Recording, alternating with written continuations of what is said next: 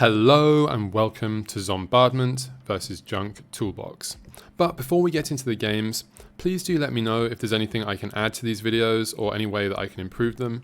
I usually do just make deck techs, so I'm still working on trying to make these gameplay videos as good as they can be, so thank you for that. Also, speaking of deck techs, if you would like to see the video about this deck, it's on my channel. And this deck is a little bit unusual, so it's a zombie deck, but it also has some synergies with sacrifice outlets and things like Goblin Sharpshooter that we can use to just generate a lot of value from all of these kind of effects.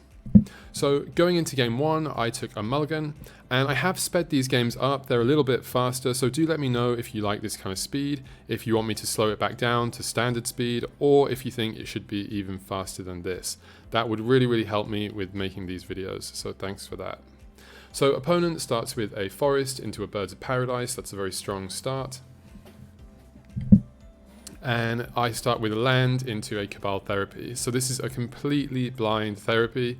Seeing what my opponent has, I'm pretty sure that I would have named Survival of the Fittest. That's definitely the most scary thing that forest birds could go into.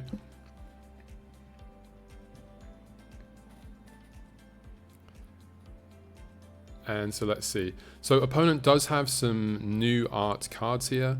That one in the bottom with lots of glare is actually a duress. So yeah, unfortunately I missed with the therapy there, but it's nice to see two copies of the same card. So yeah, that card there, that is a duress. It's one of the new Japanese alternate arts, I believe. So my hand, it's pretty good considering I have two Cabal Therapies. That's why I don't mind just blind naming the first one. And it would have been really good if my opponent didn't have this duress here. So I explained Tombstone Stairwell. Essentially what this card does, every upkeep, mine and his, we will both put 2/2 zombies with haste into play, equal to the number of creatures in our graveyard. Then at the end of the turn, they get destroyed. So again, this is one of those cards we use with all our sacrifice stuff to generate a bunch of value.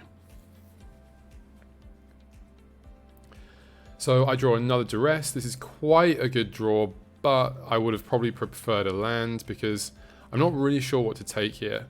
I think the Engineered Plague is the best card against our deck, seeing as our opponent knows that we're playing zombies. So I do feel like that's quite a good draw, although our opponent's hand is not great here, and it's a shame that I can't take him off those tutors. I would have much preferred to draw a creature that I can sack to Flashback Therapy.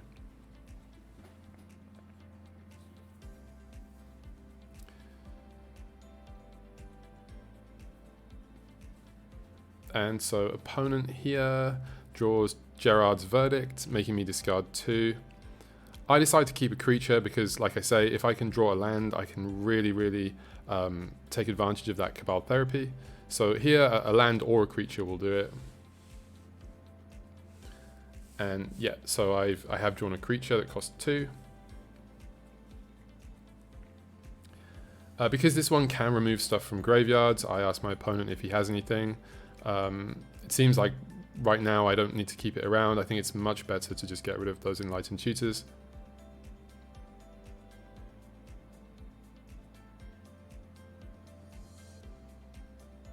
So I was sort of expecting my opponent to vindicate one of my lands there. Thankfully he didn't, but unfortunately I also didn't draw anything that I could play.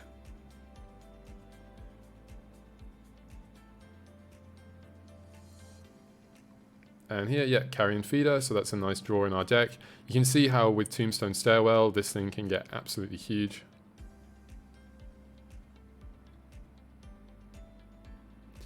So currently a Stairwell would be making 2 zombies for me and 0 for my opponent in each upkeep. So, you know, sacking those, even though it doesn't sound like a lot, it actually really adds up very quickly. And yeah, here opponent does go for the Vindicate on the land.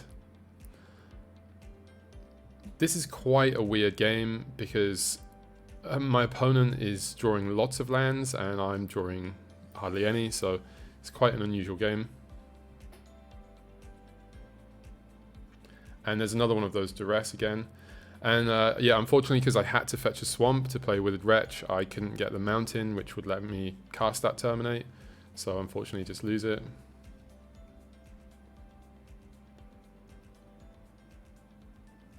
And yeah, so I can really see here that duress that I drew that took out the Engineered Plague was really, really useful, because it's just allowing me to beat down for so much more than I would have been able to without it. I wouldn't have even been able to play this Carrion Feeder, which, you know, that's obviously not great, because it's a very good card.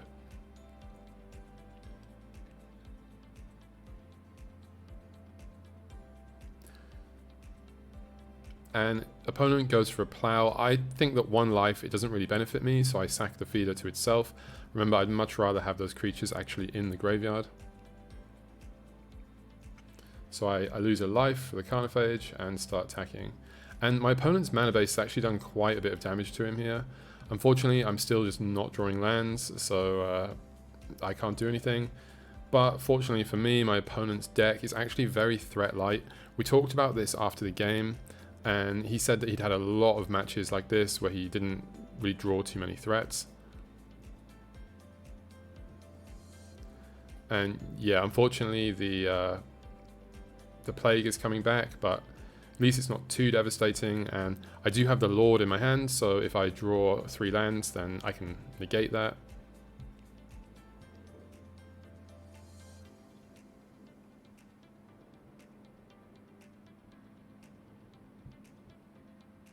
So luckily opponent doesn't really have any kind of card advantage here, because he's just drawing off the top and keeps drawing lands, so there's nothing that really puts me super far behind. And yep, duress for duress. So I feel at this point, although I feel like I've lost because he can just top deck some, you know, big scary thing, at the same time I do feel that if I draw lands, I'm in a decent shape, because you can see that I only need 2, and then I can basically play my entire deck. I mean, if I get 2 more. From 3 mana, I can just really start doing a lot of crazy stuff.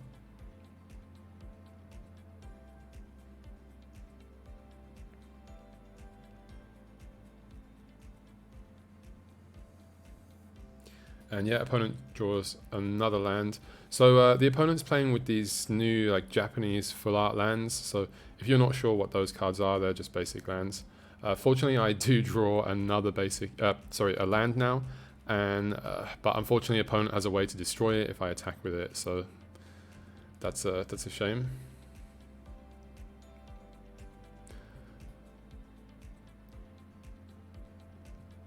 And yeah, unfortunately, I just have to pass again. Opponent draws another land. So yeah, this is a very weird game. And I think this game is an exact example of why you shouldn't just concede when you're really far behind. Because you can see here that now I've drawn a 3rd land, I'm just completely back in this game.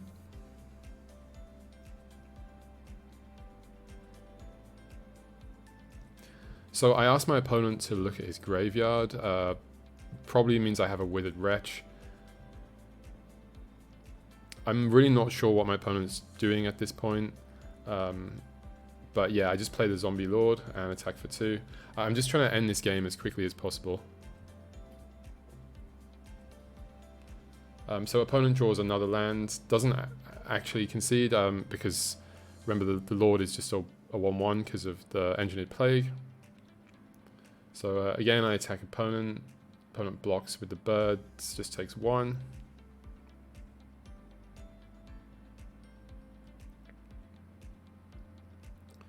And let's see, and then yeah, there's the Rotlung Reanimator that I've had since turn 1. So now I'm feeling pretty good. I mean, opponent is literally just playing off the top. I know there's 1 card in hand, Gerard's Verdict. Opponent did mention that he should have probably kept some of those lands in hand so that he could have Verdict himself to gain a bunch more life. I think at this point it probably doesn't matter too much though.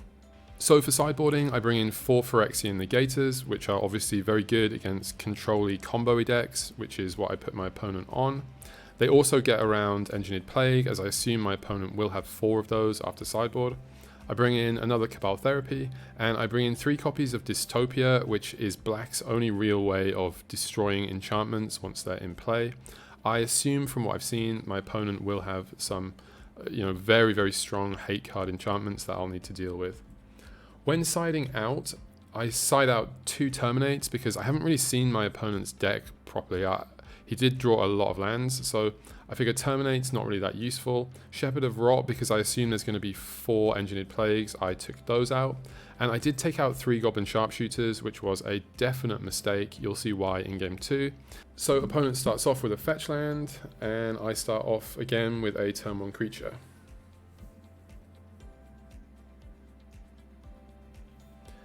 So I think I was playing this deck wrong because I'm not really used to playing black discard based decks. I think I should probably always be starting with turn 1 discard, as these creatures, especially Carrion Feeder, it's not really that aggressive. So my theory was that I should be trying to put a bit of beatdown on the board and then backing that up with discard. But I think Premodern is a fast enough format that actually it should be the other way around. Should be that I'm discarding and disrupting my opponent's hand, and then you know, the creatures come afterwards. So if you play a lot of these kind of discard decks, do let me know what you think is correct. Seal of Cleansing here, that's obviously because the opponent saw our Tombstone Stairwell. It's actually not really that good against any of the rest of our deck. I assume I've got a Withered Wretch here. If I went for 2 swamps, yep, and there it is. This card is actually very nice against his deck because he does have some graveyard related synergies with, I think it's called Argravian Find, or Argivian Find, or something like that. But here I sack to the Carrion Feeder to make it big enough that it can survive. I just think Feeder is a better card, and I'll never get a chance to play one again if I have a second Engineered Plague.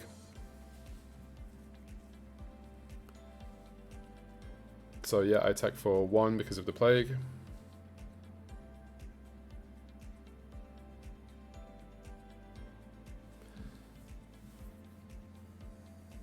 So this is where I got super greedy by not using the discard spells, because you can see I would have been able to discard that Phyrexian, Engineered Plague, sorry. And I definitely did have a discard spell. I even mentioned it, like, oh, this was a mistake. And it's just part of learning the deck. Yeah, there it is.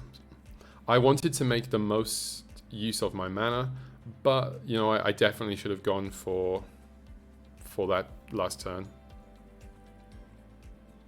I mean, maybe it wouldn't have made too much difference because he had the Enlightened Tutor anyway.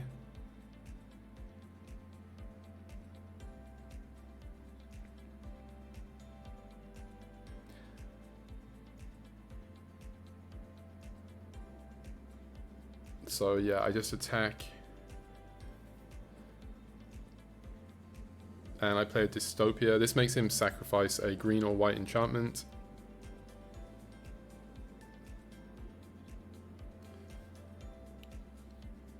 So yeah, he uses that to the seal to kill it because it's going to die anyway. The reason I did that is because I have a second Dystopia in my hand. So guys, I cut a huge part of this game out because essentially we were just playing draw go forever until my opponent found a Living Wish and then got a Multani, which was going to kill me. I had to play out all of the cards in my hand, even though they just die straight away to the double Engineered Plague. And as you can see, I did have a Tombstone Stairwell, so if I'd been able to find a Goblin Sharpshooter, that actually would have probably won me the game with the number of creatures in my graveyard. So that was a really, really bad sideboarding mistake here. Do let me know if you mind me cutting this part of the match out. I personally think it's not that interesting to just watch many, many turns of draw go in a row with nothing happening. Do let me know. Going into game 3, I put the Goblin Sharpshooters back in my deck, and I start off with a turn 1 Duress this time. So this time I actually do start with the discard. It's a little hard to see what opponent has, but that card, obviously Pugnacious Steed is the easiest to make out there. Then it's one of the new Swords to Plowshares, and the other card that has loads of glare is Enlightened Tutor. So here I think about it, based on what I have in my hand, I choose to take the Swords, because it's just the most dangerous card based on what's in my hand. I'm not too worried about Enlightened Tutor because it's very, very slow, and I feel like he probably would be getting Engineered Plague with it.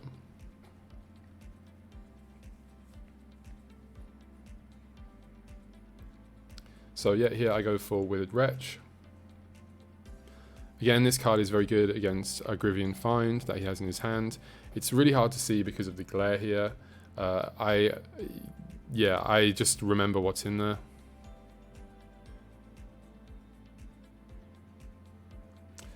And that is a new Duress, so Tombstone Stairwell is the only card that it can hit. Otherwise, I have land and then 2 very good zombies in this situation. So you can see why I don't really care about the Plague, because I have the Zombie Lord. So here I think for a while and then eventually decide with a Rotlung Reanimator. It's much better against Pernicious Deed, and Withered Wretch is also a Cleric, meaning I'll be getting lots of tokens if he does actually play the Deed. So again, I really don't mind if opponent wants to go for the Enlightened Tutor into Engineered Plague, because it just wastes his entire turn, puts him down a card, and I'm just going to play the Zombie Lord and completely negate it. So this is when I start to get really scared, because I see a Morph. So knowing Premodern, that can essentially just be Exalted Angel. There's really nothing else it can be. I'm just very, very lucky at this point that the opponent's mana base is extremely painful. So I take 1, I play that Zombie Lord and attack for 6. So at this point, I'm slightly worried about how I'm going to race an Exalted Angel, especially if there's more stuff to back it up. But luckily I drew a card that will really help me. And actually on the board, I'm kind of stable in terms of damage anyway, so I'm not super worried.